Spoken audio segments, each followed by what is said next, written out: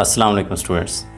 जी students, तो आज हम एक्सरसाइज 1.5 के क्वेश्चन नंबर 3 के साथ लेक्चर नंबर 27 में हाजिर हैं। और आपको पता है कि इस सीरीज़ में हम इस यूनिट के तमाम जो क्वेश्चन थे हमने फंक्शन से स्टार्ट करके फिर लिमिट पे आए और फिर हम ख़ास तौर पे जो फंक्शन थे उनके ग्राफ बनाना सीख रहे हैं। क्वेश्चन नंबर 1, 2 हमने बड़ी तफसील के साथ ग्राफ बनाना सीखा है। अगर आपको अभी तक ग्राफ बनाने की समझ नहीं आई तो फिर तो आप क्वेश्चन नंबर 1 दोबारा से सुन लें, और अगर आप सीख चुके हैं तो क्वेश्चन नंबर 3 देखते हैं। क्वेश्चन नंबर 3 में एक्चुअली आपको एक ग्राफ दिया गया है और ग्राफ भी पीस वाइज है। यहाँ थोड़ी सी आप कह सकते हैं कि डिफ्रेंशिएशन है पिछले सवालों की निस्बत। वहाँ एक हमारे पास सिंगल फंक्शन हुआ करता था, लेकिन यहाँ पे डबल फंक्शन है और दोनों फंक्शन का अलग अलग उसने हमें डोमेन भी बता दिया है कि उस फंक्शन में आप वो वाली वैल्यूज़ पुट कर सकते हैं, इसमें ये वाली वैल्यूज़ पुट कर सकते हैं। यानी दो हिस्से हैं एक्चुअली फंक्शन के।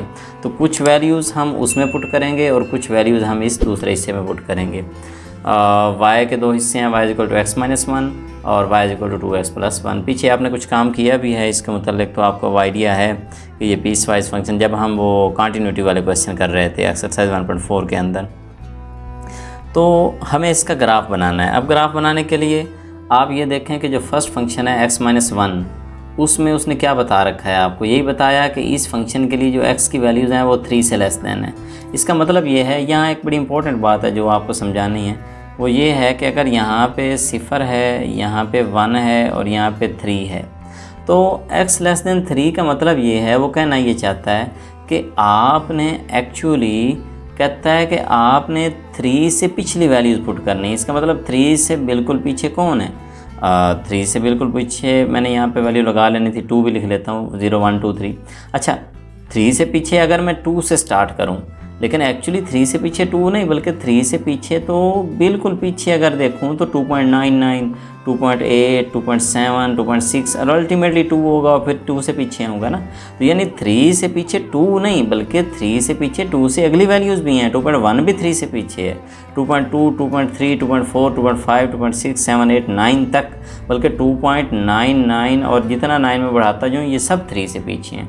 तो इसलिए उस फंक्शन के लिए एक्चुअली 3 नहीं है, तो इसलिए मैं 3 के ऊपर मैं ओपन वाल रखूँगा और 3 से पिछले सारी वैल्यूज़ एक्चुअली इस फंक्शन का हिस्सा हैं। तो इस एक बात का आपने ख़ुसूसी ख्याल रखना है कि यहाँ क्या कहा जा रहा है। इसलिए मैं 3 से पिछली वैल्यूज़ कुछ भी, मसलन 0 है, मैं इस फंक्शन में 0 पुट करूँ, 0 से पीछे -1 है, अगर मैं इसमें -1 पुट करूँ तो आपको पता है इसकी जगह -1 लगाऊंगा तो -1 कितना हो जाएगा, -2।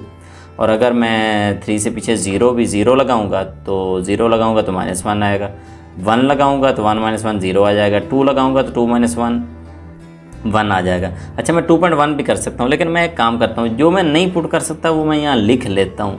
मैं यहाँ ये ग्रीन कलर से लिख रहा हूँ 3 मैं पुट करके मैं छोटा सा इसका आंसर भी लिख देता हूँ। फिर आपको बताता हूँ कि ये मेरे जवाब का हिस्सा नहीं होगा, इससे पिछले मेरे जवाब के हिस्से होंगे। तो जो 3 है, 3 पुट करूँ तो आंसर कितना मिलता है, 2 मिलता है। तो इस बात को ज़हन में रखिएगा कि 3 मेरा हिस्सा नहीं है इस फंक्शन का, बल्कि 3 से पिछले हैं। तो 3 मैं लगाऊंगा सही, लेकिन मैं इसके ऊपर ओपन वाल लगा के पीछे चलना शुरू कर दूंगा। ये एक ऐसा पॉइंट है जो आपको लाजमन इसका ख्याल रखना है, तो फिर आपके लिए कोई मसला नहीं बनेगा। अच्छा, इसका जो सेकंड पार्ट है वो भी पहले देख लें। अब सेकंड पार्ट में 3 भी पुट कर सकते हैं क्योंकि यहाँ इक्वल लगा हुआ और 3 से अबव वाली तमाम वैल्यूज। इसका मतलब ये तो आसान है, 3 से स्टार्ट होगा और 3 से आगे चलता चला जाएगा। तो 3 पुट करूँगा, 3 2 6 और 1 7 आ जाएगा। 4 पुट करूँगा तो 4 2 8 और 1 9 आ जाएगा। 5 पे 11 आ जाएगा, 6 पे 13 आ जाएगा। ये आपको समझ आ गई। पहला काम हमेशा आप अगर मैंने ग्राफ प्लाट करना है तो पिछले क्वेश्चन की तरह फ़र्स्ट ऑफ़ ऑल तो हमें स्केल डिफ़ाइन करना है कि एक्स एक्सिस के ऊपर एक्स एक्सिस की वैल्यू तो 6 तक जा रही हैं, 0 1 2 3 4 5, ओके, इसमें तो कोई मसला नहीं है हमें। अब 5 तक हम इसको 1 ही कह देते हैं, 1 स्क्वायर यूनिट। तो मैं यहाँ कह देता हूँ on x axis 1 square = 1 unit. तो ये ठीक है, लेकिन y एक्सिस की वैल्यू जा रही है 13 तक। तो 1 2 3 4 5 6 7 8 9, तो एक्चुअली 1 2 3 4, तो मैं 9 तक जाऊंगा या वहाँ से आगे जाऊंगा। तो ये भी कह सकता हूँ कि मैं 1 स्क्वायर को 2 यूनिट के इक्वल ले लूँ। तो ऐसे ही कर लेता हूँ, ऑन y एक्सिस जो मेरा 1 स्क्वायर है वो एक्चुअली 2 यूनिट के इक्वल है। तो ये स्केल लाजमी डिफ़ाइन करना है, इसके बगैर तो आपकी बात नहीं बनेगी। इसकी वैल्यूज़ लिख लेते हैं, ये क्या वैल्यू दे रहा है। अब इधर तो मैंने एक्स एक्सिस के ऊपर तो ये कह दिया कि एक डिब्बा 1 के बराबर, लिहाजा यहाँ पे 1 होगा, 2 होगा, 3, 4, 5, जबकि इस तरफ भी -1, -2, -3, -4, -5। ऊपर देखते हैं, ऊपर वाई एक्सिस में मैंने ये कह रखा है कि एक डिब्बा 2 के बराबर, तो 2, 4, 6, 8, 10, 12, 14, 16, 100। नीचे भी इसी तरह होगा, -2, -4, -6 एंड सो ऑन। तो एक्सिस जब हमने डिफ़ाइन कर लिए तो दोनों ग्राफ बनाते हैं। पहले मैं ग्राफ बनाता हूँ ये वाला, इस लाइन का ग्राफ। इसके पॉइंट्स क्या थे? इसके पॉइंट्स ये हैं कि -1 पुट करूँ तो -2 आता है, -1 तो इधर है x के ऊपर, पहले तो आपने x वाला पॉइंट देखना है ना, और y का -2 आता है, इसका मतलब नीचे आऊँगा तो यहाँ पे पहुँच आया, ओके। फिर 0 पे -1 है, अगर x एक्सिस 0 हो तो y का -1 है, तो इसका मतलब ये है कि -2 और यहाँ पे -1 है कहीं, क्योंकि ये तो -2 है ना, तो ये 2 के बराबर है, तो इसका हाफ -1 के बराबर होना है। 0 पे y का जवाब -1 है, तो तकरीबन यहाँ पे आ जाएगा। आगे चलते हैं, 1 पे 0 है। अच्छा, जब मैं x में 1 पे पहुँचा तो वो कहता है y का आंसर 0 है। इसका क्या मतलब? इसका मतलब आपने ऊपर नीचे नहीं जाना, आपने यहीं पे रुक जाना है।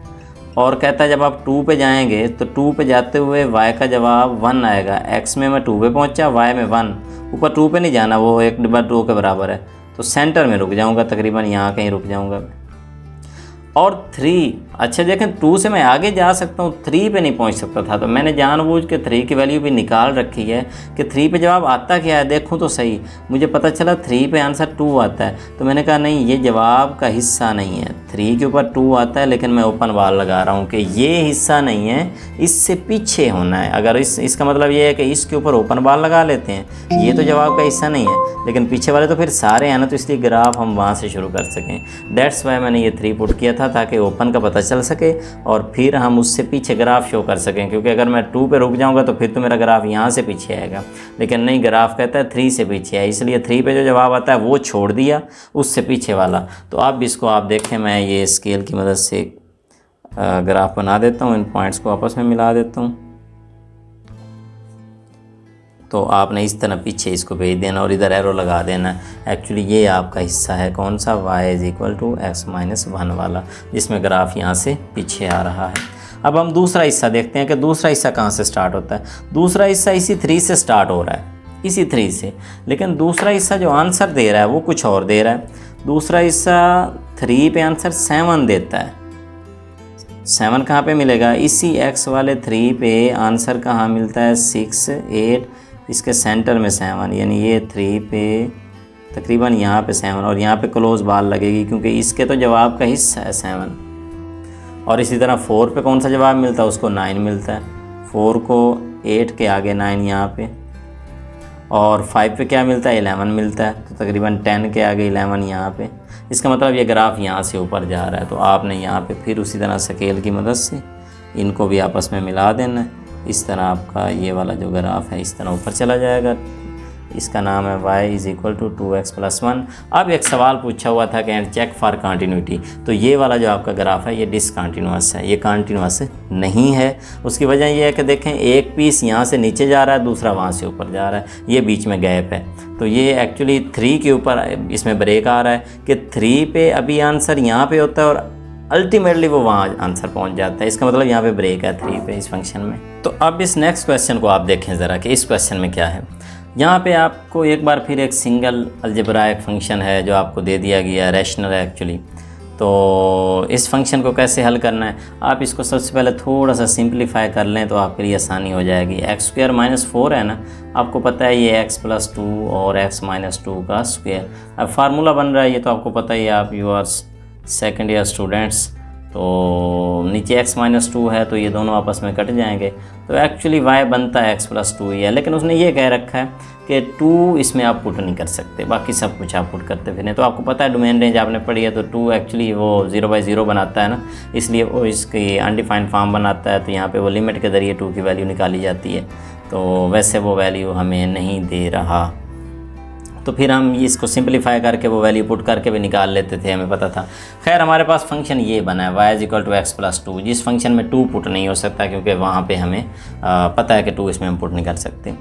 तो अब इसको अगर हम चेक करना चाहें वैल्यूज़ के लिए तो वो तो फिर बड़ा सिंपल है। कैसे चेक करेंगे?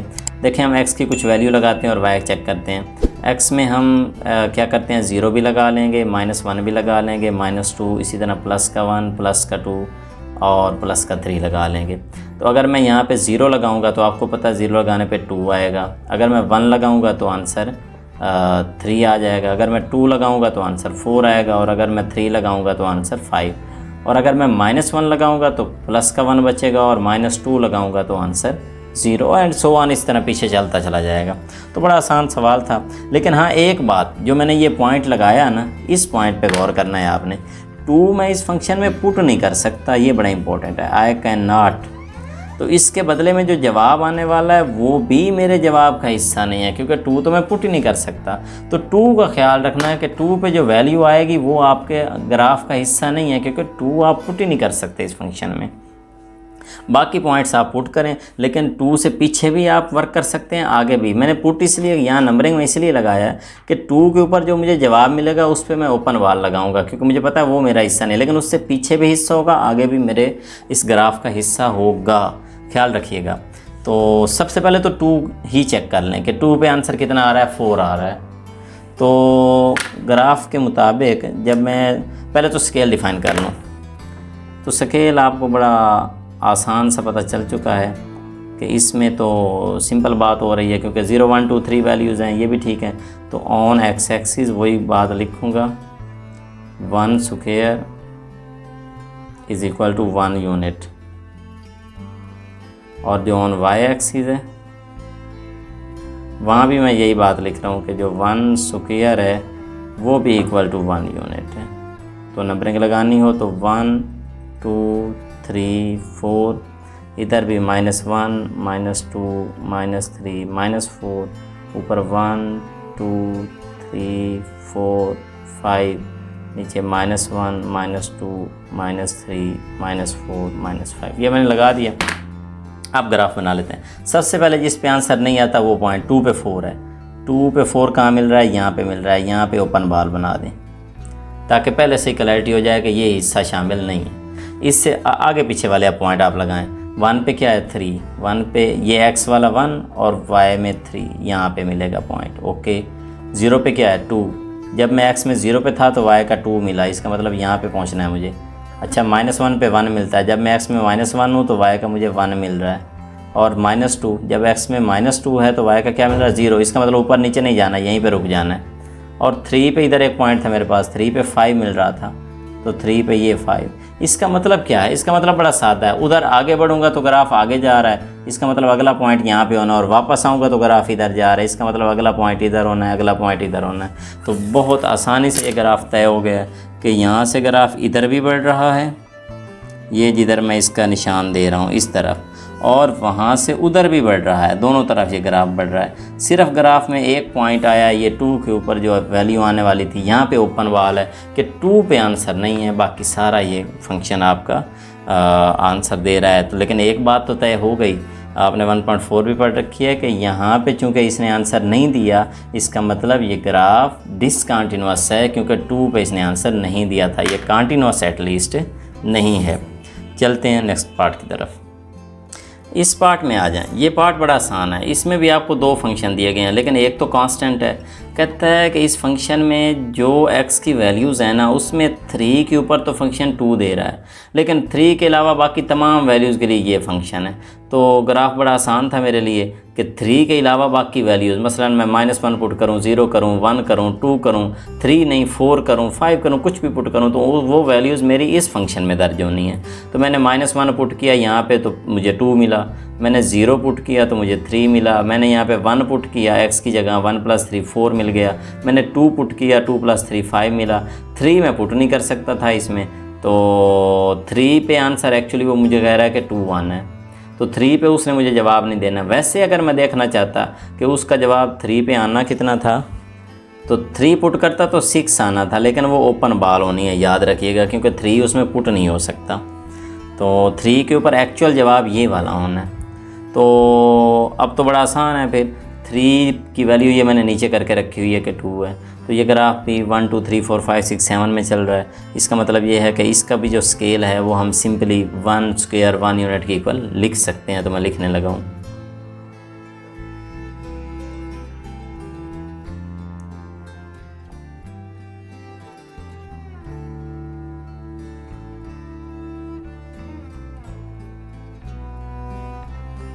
और इसी तरह on y axis 1 square is equal to 1 unit. Numbering कर लेते हैं।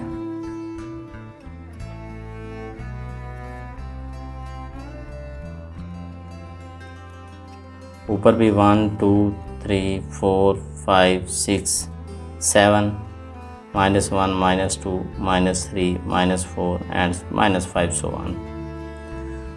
ग्राफ बनाए। -1 पे 2 मिला।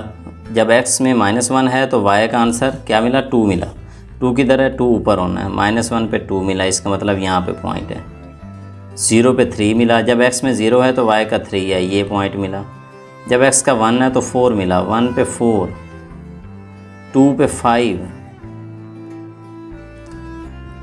जहाँ तक 3 का सवाल है, 3 इसमें नहीं है, 3 पे 6 आना है। वो 3 पे हम ओपन बाल लगा लेते हैं, क्योंकि 3 पे एक्चुअल वैल्यू हमें इस फंक्शन ने देनी है और वो एक्चुअल वैल्यू कितनी है? वो 2 है। तो लिहाजा 3 के ऊपर एक्चुअल वैल्यू आपकी 2 आ रही है, तो यहाँ पे हम क्लोज बाल लगाएंगे। और ये एक ही पॉइंट है, ये इस ग्राफ से अलग हो गया। ये कौन सा पॉइंट है? जब 3 पुट किया तो आंसर 2 आया। 3 पे 2 आ गया, इसको मैं यहाँ लिख भी रहा हूँ। और वहाँ मैं आगे बढ़ूँगा 3 से 4 पे मुझे उसने 7 दे देना।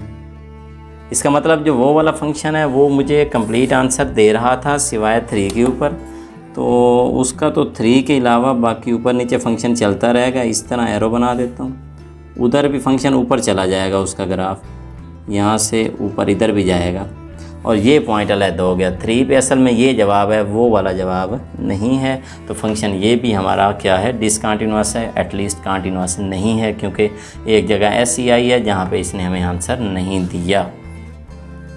नेक्स्ट वो पिछला पार्ट जो हमने किया बिल्कुल सेम उसी की तरह है, बहुत आसान है, आप कर सकते हैं। मैं दोबारा कर देता हूँ। इसको मैं क्या करूँगा, आपको पता है ये फार्मूला बनता है x + 4 × x - 4 का। तो नीचे भी x - 4 है। एक्चुअली ये x = 4 पे डिसकंटिन्यूअस है, तो ये हिस्सा कट जाएगा, तो x + 4। तो अब ये मेरे पास फिर इसका फंक्शन आ गया, इसमें हम वैल्यूज़ पुट कर लेते हैं। तो टेबल बनाना तो बहुत आसान है। कुछ भी वैल्यू लगा लें, हम 0 लगाते हैं, -1 लगाते हैं, -2 लगाते हैं, और इसी तरह 1 2 3 लगाते हैं। अलबत्ता 4 पे जो वैल्यू आएगी वो ओपन बाल में जाएगी, ये याद रखिएगा। 4 के अलावा ऊपर नीचे ये ग्राफ चलता रहेगा। तो स्केल इसका अगर हम वैल्यू देखना चाहें कि पहले वैल्यूज़ क्या आई हैं, तो वो देख लेते हैं। जब मैं 0 पुट करूँगा तो आंसर 4 मिला। जब मैं 1 पुट करूँगा तो आंसर 5 मिला। अगर 2 पुट करूँ तो आंसर 6 मिला। अगर 3 पुट करता हूँ तो आंसर 7 मिला। और अगर वो 4 जिसको मैंने पुट नहीं करना, अगर मैं वो पुट करूँगा तो आंसर 8 मिलेगा। 8 पे ओपन बाल बनेगी मेरी। वापस आते हैं, -1 पुट किया तो 3, और -2 पुट करूँगा तो आंसर 2 एंड सो ऑन, इस तरह चलता चला जाएगा। और 4 से आगे भी 5 पुट करूँगा तो आपको पता है 9 मिलेगा। तो 1 2 3 ये 7 8 9 तक वैल्यूज़ जा रही हैं। तो अब की बार मैं काम करता हूँ, मैं स्केल कुछ इस तरह से डिफ़ाइन कर रहा हूँ। स्केल इस तरह है कि जो x एक्सिस है वो तो मैं कह रहा हूँ कि 1 स्क्वायर 1 के बराबर, उसका तो ठीक है 1 यूनिट। लेकिन जो y एक्सिस है उसका मैं 1 स्क्वायर 2 यूनिट के इक्वल रख रहा हूँ, ताकि ज़रा ना मैं आसानी से ग्राफ बना सकूँ। तो ये देखिए, इधर तो मैं 1 2 3 4 5 -1 -2 -3 -4 -5, लेकिन ऊपर डबल चलाऊँगा 2 4 6 8 10 12 -2 -4 -6 -8 सो ऑन। अब ग्राफ बनाएंगे, अब ज़रा आसानी रहेगी। 0 से स्टार्ट करते हैं। 0 पे 4 मिला, x वाली लाइन 0, y का जवाब 4 मिला। यहाँ पे -1 पे 3 मिला। जब मैं -1 पे हूँ तो मुझे 3 आंसर मिलता है। ये -1 पे ऊपर जा रहा हूँ, 2 और 4 के दरमियान में तकरीबन यहाँ पे कहीं आंसर मिल रहा है मुझे।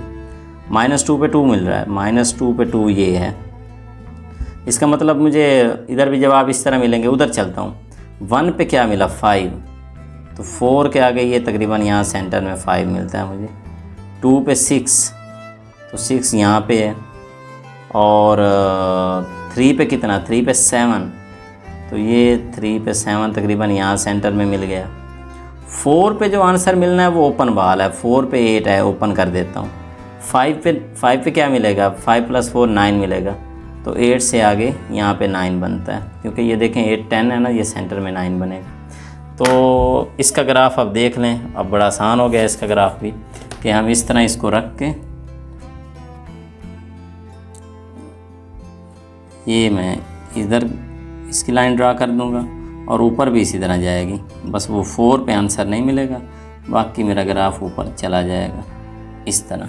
तो ये हमारे पास इस फंक्शन का ग्राफ है। और वंस अगेन ये फंक्शन भी हमारे पास डिसकंटिन्यूअस है, क्योंकि 4 के ऊपर ये कंटिन्यूअस नहीं रहा, ये डिसकंटिन्यूअस हो चुका है, क्योंकि 4 पे इसने आंसर नहीं दिया, ओपन वाल है। तो ये ज़रा ध्यान से ख्याल से आपने ग्राफ बनाने हैं। मुश्किल कोई नहीं है, बड़े आसान है, बस आपने थोड़ी सी तवज्जो देनी है और क्वेश्चन करते चले जाना है। पिछले रिपीट कर लीजिए और इनको दोबारा से देख कर अपने ऊपर जो आपकी कापी है उस पर बना लें। और ख़ास तौर पे इनके बारे में ये है कि आपके पास अगर ग्राफ पेपर है तो उसके ऊपर आप बना सकते हैं, नहीं तो फिर आपने इस तरह डिब्बे बना के ये सही बनाना है, ताकि आप स्केल के मुताबिक चल सकें।